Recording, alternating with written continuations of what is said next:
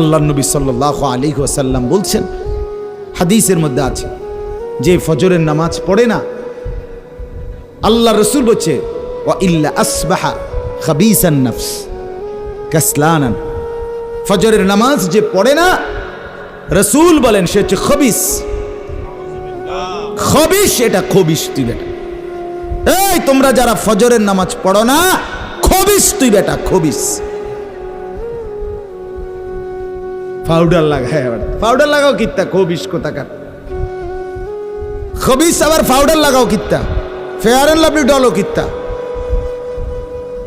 কথা বলেন না কেন? তুই কিত্তা পাউডার লাগাও, পাউডার লাগাইলে বুঝি সুন্দর হয়।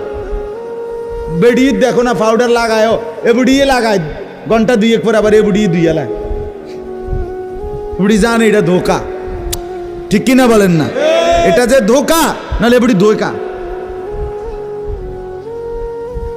মেকআপ বক্স ধোকা আবার লাগাইয়া সেটা, এটা ধোকা, এটা আসল না, এটা নকল। আল্লাহ নবী সাল্লাল্লাহু আলাইহি সাল্লাম বলেন বেনামাজি খবিস। আর নবীজি হাদিসে আছে, বাথরুমে ঢুকতে, পেশাব পায়খানায় ঢুকতে নবীজি খবিস থেকে পানাহ চাইতেন, দোয়া পড়তেন। তো এই দোয়ার অর্থ কি? আল্লাহ আমি খবিস থেকে কি চাই? পানাহ চাই। তার মানে নবীজি বুঝাই দিছে উম্মত, পেশাব পায়খানার মধ্যে থাকে খবিস। খবিসের ঠিকানা কোথায়? Bathroom, bathroom, toilet. আল্লাহুম্মা ইন্নী আউযু বিকা মিনাল খুবুসি ওয়াল খাবায়েস। আল্লাহ খবিস থেকে পানাহ চাই। বাথরুমে ঢুকতে বলেন, জন্য বেনামাজি খবিস। এই খবিসের ঠিকানা টয়লেট, নাপাক। এটা নাপাক, এটা অপবিত্র, অপদার্থ, এটা অকর্মণ্য। এটা জিন্দেগির আর অর্থ কি? জীবন মানে খানা, জীবন মানে ঘুম, জীবন মানে লজ্জাস্থানের চাহিদা পূরণ, যৌন চাহিদা পূরণ, এই তিন জিনিস। তাহলে কুকুরের সাথে, বিড়ালের সাথে, গরু ছাগলের সাথে তফাৎ কি? ওই প্রাণীগুলোও তো খানা, ঘুম এবং যৌন চাহিদা পূরণ করে কিনা? কথা বলেন না কেন? কুকুরের ছাও আছে কিনা? তো কুকুর বিড়াল খায় কিনা? কুকুর বিড়াল ঘুমায় কিনা? তো তোমার সাথে তফাৎ কি? বেনামাজি বলে সেজদা নাই যার কপালে, আমনের লগে জানোয়ারের পার্থক্য কোথা? আমনে খারাইয়া কনছে ভিডিও করুক, আমনে কোন? হ্যাঁ হ্যাঁ বলেন, এখন বলেন, আমরা শুনি, এনে 10 জনে বিচার করুক। পার্থক্য কোন? আপনার সাথে জানোয়ারের তফাৎ কি? ছেলেরা বলো বাবা, তোমরা যারা মাগরিবের নামাজ পড়ো নাই, হ্যাঁ, লজ্জা কোথায় তোমাদের? শরম কোথায়? এই বেহায়া, কোন লজ্জায় আল্লাহর জমিনে চোখ তুলে তাকাও? হ্যাঁ, নির্লজ্জ। ছি ছি ছি ছি ছি। মুসলমান এত আত্মমর্যাদা বোধহীন হয় কিভাবে? মালিককে চেনে না, বানানেওয়ালাকে চেনে না, গোলামি বোঝে না, সেজদা দিতেও মন চায় না। মুসলমান এত পাষাণ হয় কেমনে? আরে তার মা কোথায়? তার বাবা কোথায়? আরে তুই কোন মার দুধ খাইছত রে? তোরে কি মা দুধ খাওয়ায় নাই? তুই কি বাবার হাতে বড় হও নাই? তুই কি মুসলমানের ঘরে জন্ম নেও নাই? হায় না ফরমান। মা বাপ গুলোকে বললাম, কি ফুতেরে মা আমনে দুধ খাওয়াইলেন? এই অপদার্থ তো সেজদাও দেয় না।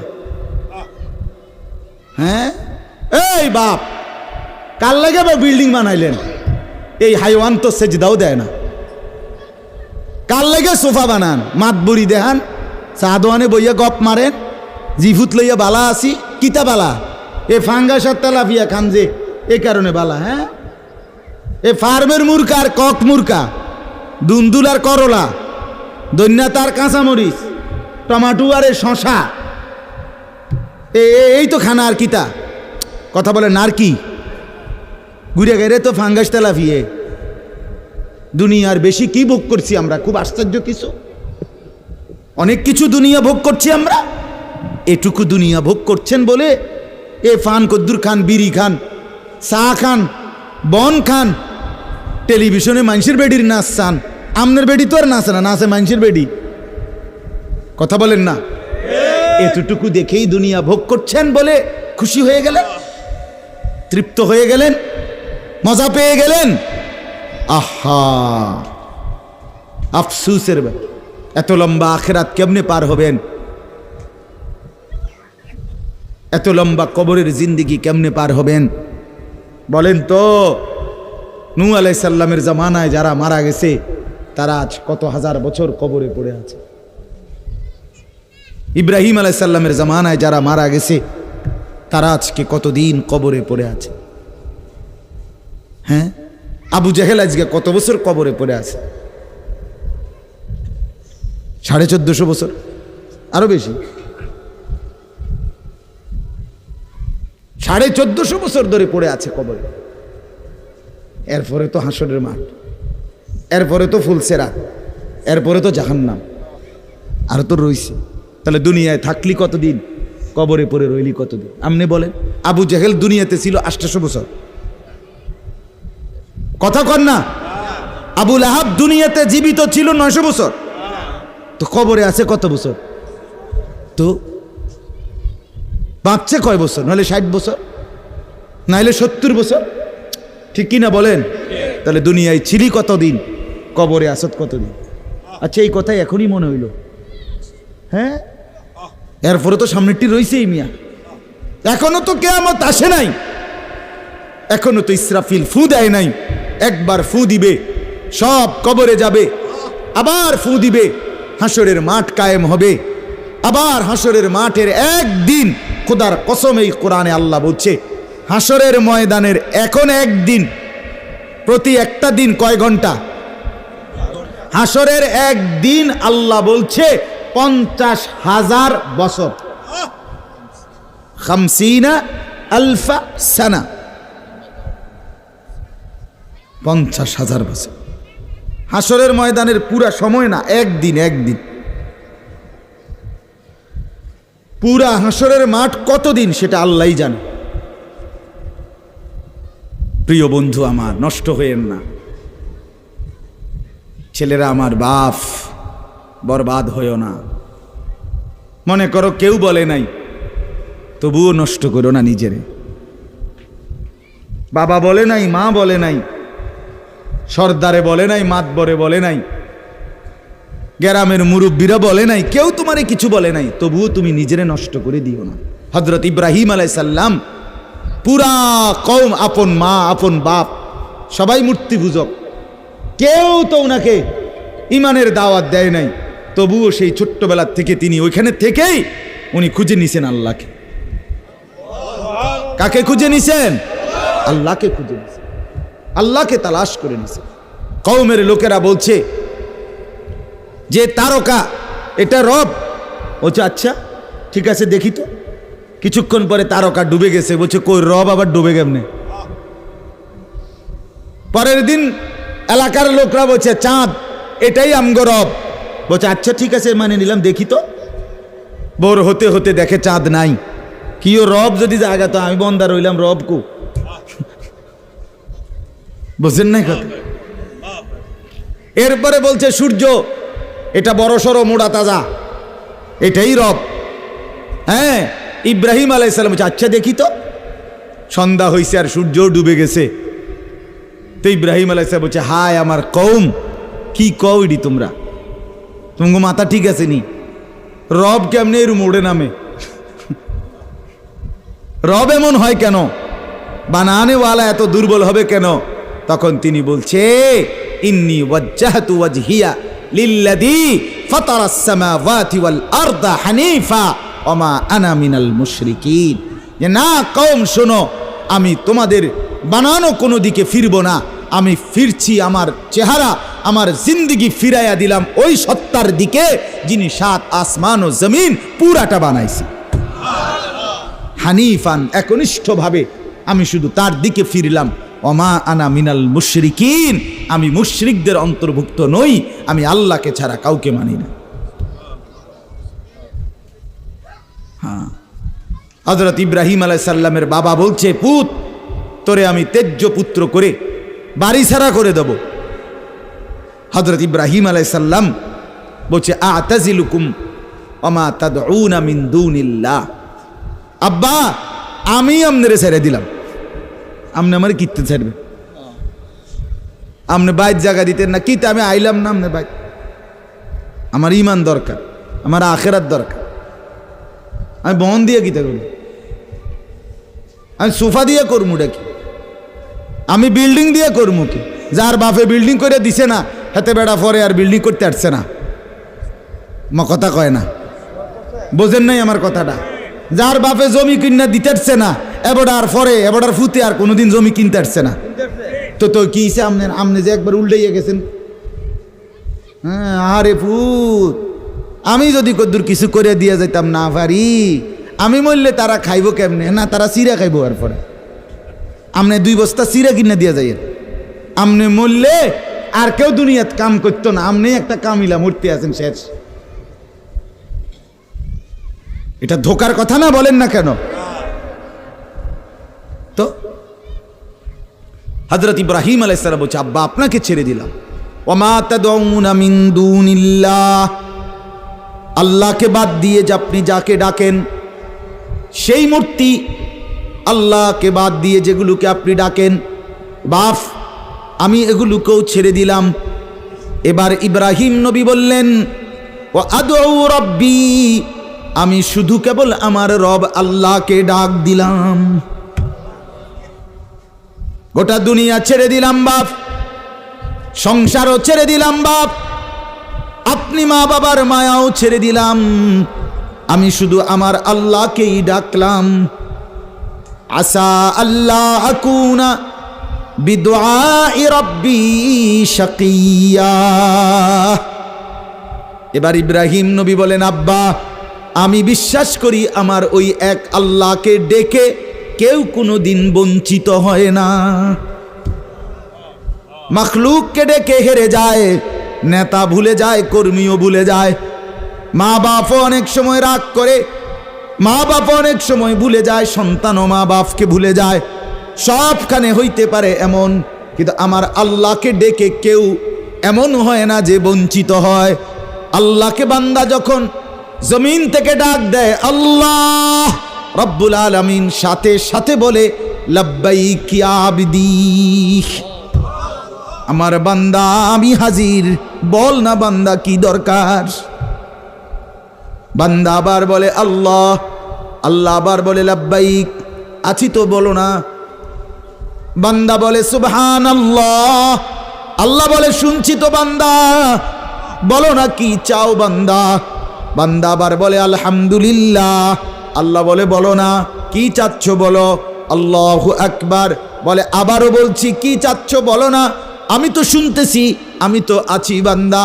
কিন্তু বান্দা যখন শুধু আল্লাহকে ডাকতে থাকে, জিকির করতে থাকে, তাসবিহ পড়তে থাকে, মনের কষ্ট দুঃখ বেদনা চাওয়া পাওয়া কিছুই বলে না, শুধু জিকির করে, শুধু জিকির করে, শুধু আল্লাহকে ডাকে, আল্লাহকে ডাকে, শেষ পর্যন্ত আল্লাহ খুশি হয়ে বলে বান্দা তুই যেহেতু আমাকে ডেকে মজা পাইছো, ঠিক আছে বান্দা তুমি আমাকে ডাকতে থাকো, আমি আল্লাহ তোমাকে দিতে থাকি। কি লাগবে আমি তো জানি, তোর বিবি অসুস্থ আমি কি জানি না, তোর ছেলে বিদেশে অসুবিধায় আছে আমি কি জানি না, কথা বলেন। তোর যে শরীরের সমস্যা আমি কি এটা জানি না, আমি তো সব জানি, কোথায় তোর কোন মুসিবত। আল্লাহর আড়ালে কি কিছু হয়, আল্লাহর গোপনে কি কিছু হয়, তাইলে আল্লাহর ইচ্ছা ছাড়া কি কিছু হয়। এজন্য মোবাইলের কথা বলতে গিয়ে এতগুলোর কথা লম্বা বললাম। ছেলেদেরকে বললাম বাবা অনেক ছেলে বসছো, মাশাআল্লাহ, আল্লাহ খুব বরকত দান করে। আজকে মুসলমানের যুবক তোমাদের ফেরার অপেক্ষা ইসলাম। তোমরা যদি নামাজি না হও, চরিত্রবান না হও, জীবনটা যদি নারীর পিছনে আর ছবির পিছনে, নর্তকীর পিছনে আর উলঙ্গ ছবির পিছনে, মদ, জুয়া, জিনা, ব্যভিচারের পিছনে শেষ করে ফেলো। এই চোখের দৃষ্টি, এই নজর, এই চোখের দৃষ্টি, এটা যদি নষ্ট করে ফেলো গুনাহ দেখতে দেখতে, নাপাক ছবি দেখতে দেখতে, তো তোমরা নিজের জীবনই ভালো বাঁচবা কেমনে, ইসলামের জন্যই লড়বা কেমনে? আর মুসলমানের যুবক যদি হেরে যায়, মুসলমানের যুবক যদি পড়ে যায়, তো দ্বীনের জন্য জানবাজি রাখবে কে? এই বুড়ারা, 60 বছর 70 বছরের বুড়া, এবারে আর দৌড়তে পারবো? এবারে দোয়া না করবো? কথা বলেন না কেন? মুরব্বীরা কি করবে? কলিজা ছিঁড়ে দোয়া করবে। অতএব আমি আপনাদের কাছে এতক্ষণের কথার মূল একটা উদ্দেশ্য, আমি দুইটা আয়াত পড়ছি, এই আয়াতের আঙ্গিকে কথাটা বলার জন্য বলছি। আজকে আমরা গুনার মধ্যে সবচেয়ে বেশি, বহুভাবেই আমাদের মধ্যে গুনাহ আছে, বাকি এই নজরের গুনাহ আমাদের সবচেয়ে বেশি। কিসের গুনাহ বলেন না? নজরের গুনাহ। আমাদের চোখ নিয়ন্ত্রণ হারা, বাঁধন হারা। আমাদের যুব সমাজ, ছেলে মেয়ে, তাদের পুরাটা চোখ তারা মোবাইলকে দিয়ে দিছে। ওই যে আগে যে শুনছি যে স্বেচ্ছায় চক্ষুদান করত, কথা বুঝছেন না কথাটা? হ্যাঁ, মরণোত্তর চক্ষুদান। এই মরণোত্তর চক্ষুদান না, জীবিত চক্ষুদান। ওই দেখেন, ওই দেখেন, ইয়া দেখো, ওই মোবাইল কার হাত, হাতে সাইজ হলো ট্যাবলেট সাইজ, তার থেকে তার মোবাইল বড়। যেই অপদার্থ তার হাতেই মোবাইল দিছে, ওই সবচেয়ে বড় অপদার্থ। ওইটা একেবারেই অপদার্থ। সে যদি ভাই হয় তো ভাই অপদার্থ, বাপ যদি হয় ওইটা অপদার্থ বাপ। এই সন্তান নষ্ট করার সবচেয়ে বড় দায়ী আপন গার্জিয়ান। মা বেডি 2 বছরের বাচ্চাটারে বড় মোবাইলটা দিয়ে দিছে, তুই টিপ এটা, তুই তাবু ডিস্টার্ব করিস না, আমি সাইজ দিয়ে আসি ড্রেসিং টেবিলে, এবুডি পাউডার ডলে, হেতে মোবাইল টিপ। কথা বুঝেন নাই? ও বেডি হিন্দি সিরিয়াল দেখে টেলিভিশনে, হ্যাঁ, হিন্দি সিরিয়াল দেখে, ইন্ডিয়ান সিরিয়াল দেখে, কি দেখে? মনোযোগ দিয়ে দেখে। হিন্দি সিরিয়ালের সবগুলোর মূল বৈশিষ্ট্য হলো স্বামী স্ত্রীর ঝগড়া, শাশুড়ির থেকে জামাইরে কেমনে আলাদা করতে হবে, দেবর ননদের কেমনে স্বামীর থেকে বিচ্ছিন্ন করতে হবে, মানে সংসার কিভাবে তছনছ করবে, এটা হলো ওই বেঈমানদের সবচেয়ে বড় ষড়যন্ত্র। সবগুলোর বৈশিষ্ট্য এটা। মহিলারা এইটা দেখা বিবাহের পরে 6 মাসও একসাথে আর থাকতে চায় না। 6 মাসও না। বেডির সিদ্ধান্ত, মরিয়ার বাসি তে বেড়ারে তার বাপ মার থেকে আলাদা করুন। জীবনের সাধনা এটা। হায় হায়, লানত, অভিশাপ ওই নারীর প্রতি, যে নারী তুমি বেটি তোমার একটু সুখের জন্য স্বামী বেচারাকে আলগা করে লাইলা। তুমি তো কিছুক্ষণের সুখ হয়তো পাইবা, কিন্তু এই স্বামী মা বাবার নাফরমানির কারণে এই ছেলেটা তারে তো চিরদিনের জন্য জাহান্নামী বানাই দিল। মা বাপ যদি কষ্ট পায়, আহাজারি করে, মা বাপের কলিজার মধ্যে যদি ব্যথা লাগে, তো এই সন্তান জাহান্নামী হবে না? বলে। এজন্য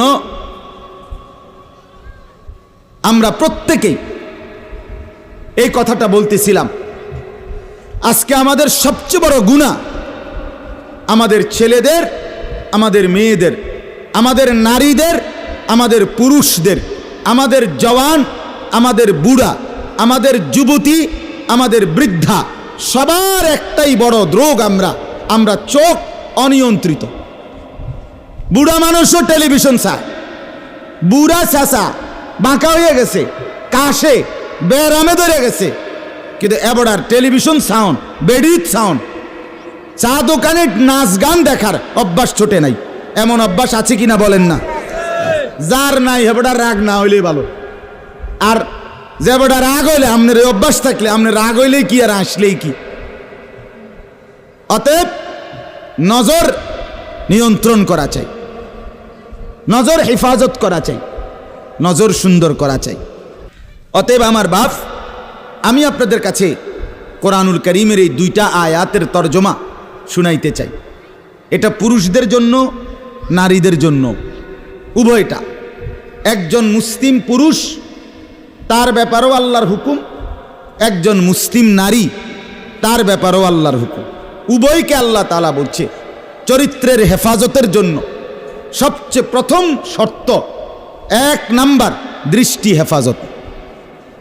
কোনো মানুষের চরিত্র সুন্দর কিনা এটার প্রমাণ তার নজর ঠিক কিনা। আপনি ওই কথা শুদ্ধ কয়, ফ্যান ফিনছে, শার্ট গাও দিছে, স্প্রে লাগাইছে, কথাবার্তা এমনি কুয়াইয়া কয় জি জি জি আঙ্কেল কেমন আছেন, ভালো আছেন, এ আর মাশাআল্লাহ দেখছুনিও ভদ্র ভদ্র বাইয়া পড়তে আছে একবারে বড়। না না না না, 1 নাম্বার পবিত্রতা, সুন্দর উত্তম আখলাক, সৎ চরিত্রবানের 1 নাম্বার বৈশিষ্ট্য হলো যে যার চক্ষু নিরাপদ, যে চোখ নিরাপদ রাখে। 1 নাম্বার এটা আল্লাহ তাআলা বলেন। আর চূড়ান্ত হলো যে নিজের লজ্জাস্থান হেফাজত করে। এই 2 দিকের বেড়া, মাঝখান দিয়ে এর ভিতরে যা আছে সবগুলো এতে নিয়ন্ত্রিত হবে। যে নিজের চোখকে হেফাজত করে, নামাইয়া রাখে, ভিন নারী, হ্যাঁ, যেই দৃশ্য দেখা, যেই ছবি, যেই নাচ গান, অশ্লীল দৃশ্য, হ্যাঁ, উলঙ্গ ছবি, বেপর্দা নারী, ভিন নারী, যাকে দেখার আমার কাছে অনুমতি নাই, আল্লাহ অনুমতি দেন নাই, তার থেকে নজর যে নামিয়ে রাখে এবং নিজের লজ্জাস্থান যে হেফাজত করে, আল্লাহ কোরআনে বলছে যালিকা আজকা লাহুম, এটাই হচ্ছে সর্বশ্রেষ্ঠ পবিত্রতা। এটাই হলো সর্বশ্রেষ্ঠ, কি বলেন না, পবিত্র, সেই বড় পবিত্র। এবার এই শুদ্ধ কথা কোক আর সিটেঙ্গা কথা কোক, কথা নোয়াখাইল্লা হোক আর সিলিটটা হোক, এটা দেখার বিষয় না। দেখার বিষয় হলো তার নজর দৃষ্টি এটা নিচের দিকে কিনা, আর লজ্জাস্থান হেফাজত কিনা। এই দেখেন আল্লাহ কি বলে শোনেন।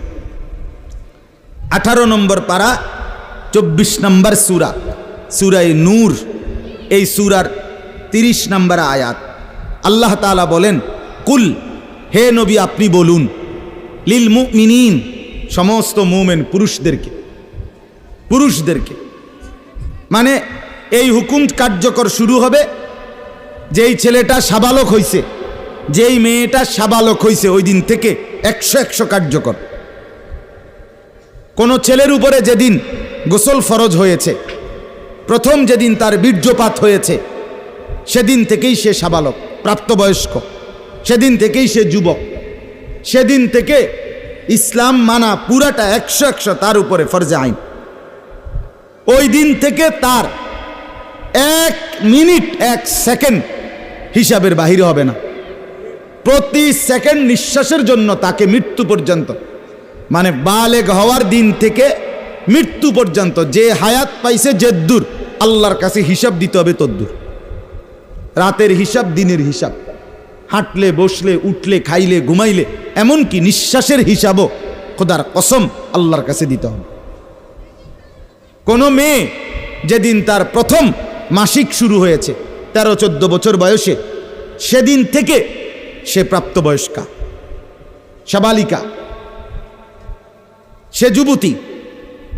অতএব সেদিন থেকে মৃত্যু পর্যন্ত তার হায়াত যতদিন পাইছে, একদিনের ভালো মন্দ, জায়েজ না জায়েজ, হালাল হারাম, বৈধ অবৈধ, সব কিছুর হিসাব সে আল্লাহর কাছে দিতে হবে।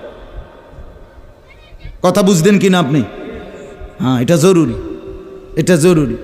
স্বামীর কারণে, শ্বশুরের কারণে স্ত্রী, মহিলা বলেন আমার স্বামী বাধ্য করছে দেবরের সাথে দেখা করা, স্বামী বাধ্য করছে ভাসুরের লগে দেখা করতে, খোদার কসম স্বামী যদি আসমান ভাঙ্গাও মাথাত ফালায়, তারপরও স্ত্রীর জন্য এই কথা মান্য করা স্বামীর হারাম। আর স্বামী যদি এই হারাম কাজের জন্য বাধ্য করে স্ত্রীকে, এই স্বামী জালেম। এই স্বামী কি বলেন না কেন, চাচতো ভাই, জ্যাঠতো ভাই, খালতো ভাই, ফুফাতো ভাই, দুলা ভাই, তারারে কইছে বাদ বাইরা দাও, তুমি আজ্ঞায় দাও, তারা মেহমান সব সময় কি আর আইয়েনি? হ্যাঁ, যেই স্বামী বলে, যেই শ্বশুর বলে, এই উভয়টাই জালেম, নিকৃষ্ট পাপী, সীমালঙ্ঘনকারী, সীমালঙ্ঘনকারী, কোনো সন্দেহ নেই, কোনো সন্দেহ। আল্লাহকে, আল্লাহর হুকুমের বিরোধিতা করে মাখলুকের হুকুম মানা অনুমতি নাই, অনুমতি নাই। হযরত ইব্রাহিম আলাইহিস সালামের বাবা ওনাকে মূর্তি পূজা করতে বাধ্য করতে চাইছে, করছে না? কইছে না যে নরে তেজ্য পুত্র করে দেবো বেড়া? কোরআনের আয়াত। ইব্রাহিম আলাইহিস সালাম বলছে আমনেরে আমি ছেড়ে দিলাম।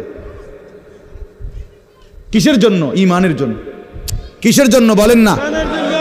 ওয়া ইন জাহাদাকা আলা আন তুশরিকা বি মা লাইসা লাকা বিহি ইলমুন ফালা তুতি'হুমা ওয়া সাহিবহুমা ফিদ দুনিয়া মা'রুফা। কোরআনে আল্লাহ বলেন, তোমার মা বাপ যদি তোমাকে আমি আল্লাহর সাথে শিরিক করতে বলে, তুমি কোনোভাবেই তার অনুসরণ করবে না। হ্যাঁ, তবে মা বাবার সাথে কষ্টদায়ক আচরণ করবে না, ব্যবহার করবে ভালো, ব্যবহার করবে উত্তম, তার গায়ে হাত দিবে না, তারে ধাক্কা দিবে না, তারে গালি দিবা না, তারে ধমক দিবা না, কিন্তু তার কথা মানবা না। কোন কথা? আল্লাহর নাফরমানির কথা, শিরিক, কুফর, নাজায়েজ, হারাম, হারাম। সেদিন আমার কাছে এক যুবক ভাই জিজ্ঞেস করছে এ কথা, যে তার বাবা তাকে বাধ্য করতেছে তার দোকান দেখাইয়া 5 লাখ টাকা সুদে টাকা নিয়ে দিতে। মন নাই? আমি পরিষ্কার আমরা বলছি যে অসম্ভব কথা। তোমার বাপ প্রয়োজনে তোমারে ঘর থেকে বের করে দিবে, দেও। এক তো তুমি তারে গালি দিও না, কিন্তু তুমি তার এই কথা মান্য না। এ কথা মানার অধিকার, যেটা আল্লাহ হারাম করছেন সেটা বাবার কথার কারণে হালাল? আরে বলেন না কেন? যেটা আল্লাহ হারাম করছেন সেটা স্বামীর কথার কারণে হালাল না। না, আমি কিতা করতাম, বেডিতে এই সমস্ত ফাঁকনা কথা কইলে হইতো না। তে বেড়া বাতানে সাইলানে আমি রাইন্দা দেই, এরপরে কিত বেডি হেতে কইতে পারবো। আরে আলাপ হোক, এসব আলাপ করলে হইতো। ফেরাউনের ঘরে বিবি আসিয়া ফেরাউনের মতো জালেম কাফের, তার ঘরে নিজের ঈমান 100 ঠিক রাইখা দেখায় দিছে পৃথিবীবাসীকে যে জমিনে ফেরাউনের চাইতে বড় কাফের কে হবে। আমি তার ঘরে থাইকে ঈমানদার থাকছি, আমি স্ত্রী আসিয়া, আমি জান্নাতি। অতএব পৃথিবীর সবচেয়ে বড় জালেমের ঘরে থাকলেও, পাপীর ঘরে থাকলেও তোমাকে আখেরাত বরবাদ করতে পারবা না। আল্লাহ আমাদের মা বোনদেরকে বুঝার তৌফিক দান করে, আপনাদেরকেও বুঝার তৌফিক দান। নিজের স্ত্রী, নিজের কন্যাকে বাজারের পণ্য বানাবেন না। আত্মমর্যাদা বহুত বড় সম্পদ, গায়রত। আপনার স্ত্রী বেপর্দা বাজারে বাজারে ঘুরে, রাস্তার পুরুষ রাক্ষসের মতো তাকাইয়া দেখে, আপনার আত্মসম্মানে লাগে না, আপনি বেগায়রত, আপনি পুরুষ নামের কলঙ্ক। আপনার মেয়ে বেপর্দা হাঁটে, 8-7 কাপড় পরে, টাইট কাপড় পরে, জামা পরে, রঙ্গিলা পাউডার সিয়া সাজ্জা রাস্তার বখাটে দুই পাশে কুত্তার মতো দুই পাশে গুরগুর গুরগুর কইরা পিছনে পিছনে ঘোরে। আমনে বাপ হইয়া জানেন, মেয়ে মা হইয়া দেখছেন, আমনের গায়ে লাগে না, কলিজায় লাগে না। আপনি বেগায়রত, আত্মমর্যাদাহীন পুরুষ আপনি। আমি সেদিন নিজে দেখছি, আমার কলিজা ছিঁড়ে গেছে। আমি নিজে দেখছি, ওই দেবিদ্দার রাস্তা দিয়ে আসতেছি, বাজারের মধ্যে জ্যাম। হঠাৎ আমার নজর জানালা দিয়ে বাহিরে দেখলাম একটা স্কুল পড়ুয়া মেয়ে। মেয়েটা আপনার স্বাভাবিকভাবে জড়সড় হয়েই হাইটা যাইতেছে সামনে দিয়া। ঠিক মেয়েটার এক হাত পিছনে একটা ছেলে আপনার এই বড় মোবাইল দিয়া, মেয়েটা হাঁটতেছে মেয়ের মতো, এই জানোয়ারে পিছন থেকে ভিডিও করতে করতে মেয়ের যাইতেছে পিছন। আমার মন চাইছে জানালা খুলে বলি, বোন তোর পিছনে কুত্তা লাগছে, তোর পেছনে কি লাগছে? কুত্তা লাগছে, তুই তোরে কুত্তা থেকে বাঁচা। বলেন মুসলমান এত নিকৃষ্ট হয় কিভাবে? আমরা নিজে কিতাবে পড়ছি, এই আজকেও পড়ছি ইয়াহিয়া, এই বইটা ফিলিস্তিনি বই, এটাতে লেখা আছে পৃথিবীর পশ্চিম প্রান্তে, মনে করেন পৃথিবীর এদিকে শেষ প্রান্তে যদি কোনো মুসলমান বোন নির্যাতিত হয়, খোদার কসম পৃথিবীর পূর্ব প্রান্তের শেষ মুসলমানের উপরও ফরজ ওই বোনের ইজ্জতের বদলা নেওয়া। এটা মাসালা। হ্যাঁ, কথা ছিল এই, মুসলমানের যুবক হবে মা বোনের ইজ্জতের পাহারাদার। আহা, কোথায় সেই মোহাম্মদ বিন কাসেম, 17 বৎসরের যুবক, আরব থেকে, আরব জাহান থেকে আসছে ভারতে, সিন্ধু প্রদেশে দেবল রাজার এলাকায় একজন বোনকে একজন ডাকাত, জলদস্যু, একজন পানির ডাকাত জলদস্যু তৎকালীন জামানায় একজন মুসলিম বোনের গায়ের ওড়না ধরে টান দিছিল। তখন ওই বোন চিঠি পাঠাইছিল হাজ্জাজ ইবনে ইউসুফের কাছে আরব দেশে, হাজ্জাজ তুমি বেঁচে থাকতে তোমার মুসলিম বোনের গায়ের ওড়না ধরে টান দিছে বেঈমান কাফের, তুমি এর বদলা নিবা কিনা আমি শুনতে চাই। হাজ্জাজ ইবনে ইউসুফ, আমরা কিতাবে পড়ছি, এরকম চেয়ার ছেড়ে লাফ দিয়া দাঁড়াইয়া চিৎকার দিয়া বলছে, বোন আমার, গোটা আরবের সমস্ত মুসলমান যুবক প্রয়োজনে জান দিবে, আরবের সমস্ত যুবকের কলিজা যাবে, জান দেবে, শাহাদাত বরণ করবে প্রয়োজনে, তবু আমি তোমার এই বেইজ্জতির বদলা নেব। 3 বার সেনাবাহিনী পাঠাইছে সে, 3 বার। প্রথম 2 বার পরাজিত হয়েছে মুসলিম বাহিনী, তৃতীয়বারে নিজের একমাত্র মেয়ের জামাই মোহাম্মদ ইবনে কাসেম রাহমাতুল্লাহ আলাই, এই উনি ওনারে দিয়া এরপরে এই সিন্ধু দেবল রাজাকে পরাজিত করে ওই বোনকে জেলখানা থেকে উদ্ধার করছে এবং এই হিন্দু রাজার এলাকায় কালেমার পতাকা উড়াইয়া দিছে। হ্যাঁ, সেখান থেকেই এই ভারতীয় উপমহাদেশে মুসলমানদের যাত্রা, ইসলামের সূচনা। এক বোনের ইজ্জতের জন্য ধর্ষিতা হয় নাই, কাপড় টান দিছে কেন? খলিফা মুতাসিম বিল্লাহ, এক ইহুদি, খলিফা মুতাসিম বিল্লাহ, মুসলমানদের একজন খলিফার নাম উমাইয়া খলিফা। ওনার আমলে একজন মহিলা ইহুদিদের এলাকায় গেছিল, বাজারে, পর্দানসীন বোরখাওয়ালা নারী। ওই ইহুদি, দুষ্ট এক ইহুদি, ওই মহিলার পিছন দিক দিয়া, বোরকার পিছনে কৌশলে পিছন দিক দিয়া গোপনে এমন এক রশি টান দিস বাঁধছে। রশি বাঁধ দেওয়ার কারণে মহিলা যখন সামনের দিকে আগাইছে, তখন এই রশির টান লাগাতে মহিলার বোরকা উঠে গেছে উপরের দিকে সামান্য, উনি পড়ে গেছে। এই মহিলা ওই বাজারে চিৎকার দিয়া বলছে, ওয়া মুতাসিমা, হায় মুতাসিম তুমি কই? তোমার মুসলিম বোনকে বেইজ্জতি করছে। সাথে সাথে খলিফা মুতাসিম বিল্লাহ পুরা বাহিনী নিয়ে আইসা ওই ইহুদি অঞ্চল পুরা জ্বালায় ফেলছে। কথা ছিল এই, বা কথা ছিল এই, রক্ত আর আমাদের গায়রত আর আমাদের হারিয়ে ফেলেছি। পরের মেয়ে দেখতে দেখতে, পরের নারী দেখতে দেখতে, টেলিভিশন দেখতে দেখতে, নিজের বিবি বাচ্চারও লাগাই দিছেন, নিজের ঘরে টেলিভিশন চাইতো, নিজেও বইয়া বইয়া সাদো আনে বেড়ি চান, টেলিভিশন চান, ফুতেও সারা রাত সারা দিন সমবয়সী ফুলানের লগে হাইটটা মোবাইলে ছবি চায়, তো সমাজ গড়বে কে? পরিবার নিরাপদ থাকবে কেমনে? কথা বলেন না কেন? বুড়ারাও সাদো আনে, বেড়ি তো ঘরের টেলিভিশনে, ফুলাফাইনে মোবাইলের আড্ডায়, তো মানুষ চরিত্রবান হবে কিভাবে? কমপক্ষে মুরব্বিগত লজ্জাবোধ থাকা উচিত। আমার এটা মাথাতে ধরে না, মানে দাড়িওয়ালা 60 বছরের বুড়া বেড়া কেমনে বেড়ি চায় সাদো আনে বই? আমার একারে বহুদিন ভাই, আমি এটা অনেক দিন চিন্তা করে চাইছি, মানে এটার কারণটা কি? আরে এরকম বুড়া বেড়া কিনলে বেড়ি চাইবে? আমনের কি জীবনটা আজ এতটা বছর পরেও এখনো আমনের আখেরাতের কথা মনে পড়ে নাই? আরে কি ডাকাইতো আমনে? আমনে মরতেন না? আয় হায় হায়, আল্লাহ, একটা সমাজের মধ্যে কিছু মানুষ তো থাকা উচিত। আরে বলেন না, 2, 4, 10, 50 জন মানুষ তো একটা সমাজে থাকা উচিত, যারা সবাইকে চরিত্রের কথা, আখলাকের কথা, নামাজের কথা, আল্লাহর কথা, পরকালের কথা বলবে। এটা কি উচিত না? কথা বলেন, উচিত না? কিছু মানুষ উচিত না। কই মানুষগুলো কই? বলেন না চাচা, ওই মানুষগুলো কই? চেয়ারম্যান ভাই বলেন, কই মানুষগুলো কই? আচ্ছা চেয়ারম্যান আপনি কোন ভাই, আমি তো এতক্ষণ খেয়াল করি নাই। আরিফ ভাই আমাদেরও খুব কলিজার টুকরা, মহব্বতের আমার।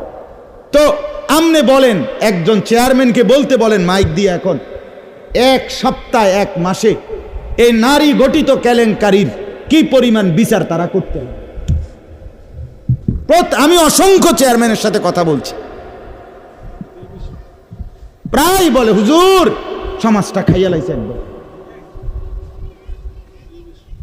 এই যে বলতেছে এটাই বেশি। চরিত্রহীনতার সয়লাভ। আহারে নারী, বেচারা স্বামী 16 বৎসর বিদেশ করছে, হায় রে কলজা ফাটা তার কষ্ট। কি পরিমাণ রৌদ্রে টাকা রোজগার করছে, কয়টা টাকা।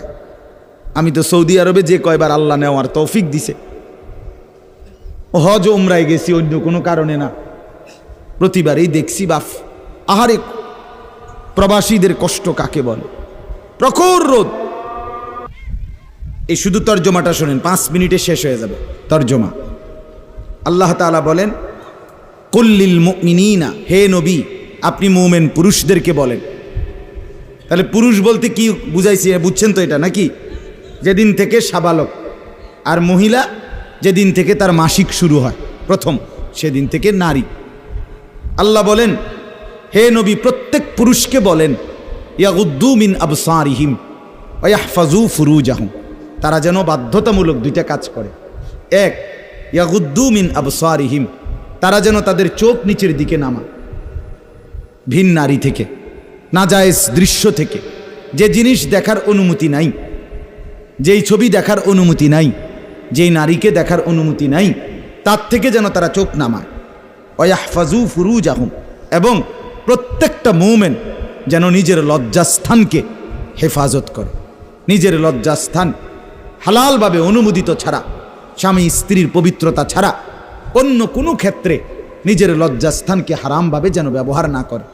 নিজের হাত দ্বারা কোনো অবৈধ কাজ যেন না করে, নিজে পুরুষ যেন কোনো অবৈধ নাচ না করে, বিন নারীর সাথে যেন নিজের লজ্জাস্থানের জিনা বেবিচার, যেন অসভ্যতা অশ্লীলতা এমনটা যেন না করে। আল্লাহ বলেন দালিকা আজকা লাহুম, কি হবে এতে? আল্লাহ বলে এটাই হবে সর্বশ্রেষ্ঠ পবিত্রতা। এটাই কি বলেন না? সর্বশ্রেষ্ঠ পবিত্রতা। ইন্নাল্লাহা খাবীরুম বিমা ইয়াসনাউন, আল্লাহ বলে যত কৌশলে, যত ফন্দিতে, যত বুদ্ধিতে, যত সিক্রেটে, যত গোপনে তোমরা যে যাই করো, আমি আল্লাহ 100 খবর রাখি। আমার কাছে গোপন কিছু গোপন নাই।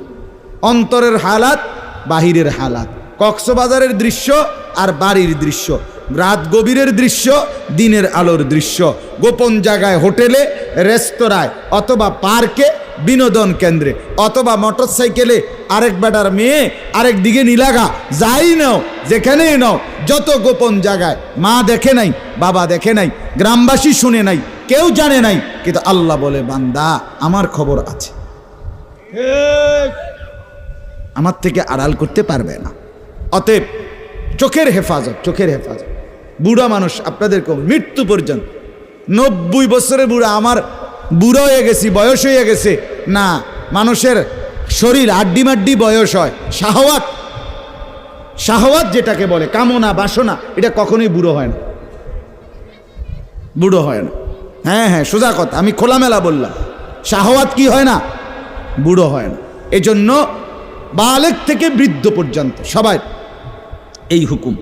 2 নাম্বার আল্লাহ বলেন 31 নম্বর আয়াত, অকুল্লিল মুমিনাতি ইয়াগদুদনা মিন আবসারিহিন্না ওয়া ইয়াহফাজনা ফুরুজাহুন্না, হে নবী আলাদাভাবে আপনি মুমিন মহিলাদেরকেও বলেন, নারীদেরকেও বলেন, তারাও যেন এই 2টা কাজ করে। কি? চোখ নামিয়ে রাখে, চোখ নামিয়ে রাখে।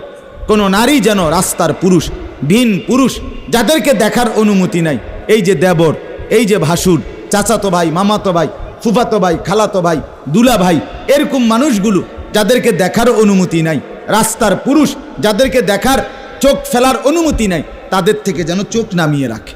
ওয়া ইয়াহফাজনা ফুরুজাহুন্না, আল্লাহ বলে প্রত্যেক নারীকে বলেন হে নবী তারাও যেন তাদের লজ্জাস্থানের হেফাজত করে। এক নারীর সতীত্ব, তার ইজ্জত, তার সম্ভ্রম, এটাই তার জীবনের সবচেয়ে বড় সম্পদ। যে নারী সতীত্ব হারা, যে মেয়ে ইজ্জত হারা, তার জীবনে আর 2 পয়সার কোনো মূল্য নাই। জন্তু জানোয়ারের কোনো মূল্য থাকতে পারে, কিন্তু এই বেহায়া, বেশরম, লজ্জা হারা, ইজ্জত হারা, যেটা যদি কেউ ধর্ষিতা হয় নাই কিন্তু পর পুরুষের সাথে অবৈধ সম্পর্ক করে, হারাম প্রেম করে, ভিন পুরুষের সাথে নিজের ইজ্জত নষ্ট করেছে, নিজের চরিত্র নষ্ট করেছে, খোদার কসম তার 2 পয়সার কোনো মূল্য এই সমাজে, দুনিয়াতে, আখেরাতে কোথাও নাই। সে ঘৃণিত, সে লাঞ্ছিতা নারী, এটার আর কোনো মূল্য নাই। এই জন্য বিবাহ বহির্ভূত প্রেম করার পরে, বিবাহ করার পর এই বিবাহ আর টেকে না। আমার কাছে বলি হুজুর কি গভীর সম্পর্ক ছিল, এখন বিয়ে করলাম 8 মাস না যাইতেই সংসারটা জাহান্নামের টুকরা হয়ে গেছে। আমি বললাম মূল কারণ হইল বিয়ার আগে আমনো হেবুডির কোনো দোষ ধরেন নাই, হেবুডিও আমনের কোনো দোষ ধরেন নাই, শুধুই কেবল ভালোই বাসছেন, কিচ্ছু আর কোনো ত্রুটি দেখেন নাই। তুমি না খুব ভালো, ও না এত ভালো, এডি তো ছিল আগে, যে সময় আপনি বালা বালা খাওয়াইছেন, চটপুটি, নুডলস, তারপরে বিভিন্ন বার্গার, এই সময় তো আরামে কথা কইছে। এখন যখন বিবাহ হয়ে গেছে, সংসার শুরু হয়েছে, এখন নুনের মধ্যেও দোষ, চিনির মধ্যেও দোষ। নুনও আগের মতো কড়া লাগে না, চিনিও আগের মতো মিঠা লাগে না। কথা বুঝেন না? এখন ভালোবাসা ঠুস। ভালোবাসা কি? এজন্য আল্লাহ বলেন, নারীকে বলেন নজর নামাইতে এবং নিজের লজ্জাস্থান হেফাজত করতে, বাকিটা অন্য কোনো দিন। আল্লাহ তাআলা আমাদের প্রত্যেক পুরুষ নারী, যুবক যুবতী, জওয়ান বুড়ো প্রত্যেককে নিজের চরিত্রের সৌন্দর্যের জন্য চোখ দৃষ্টি নামানো এবং লজ্জাস্থান হেফাজত রাখবার তৌফিক দান করেন। আল্লাহ তাআলা কবুল করেন।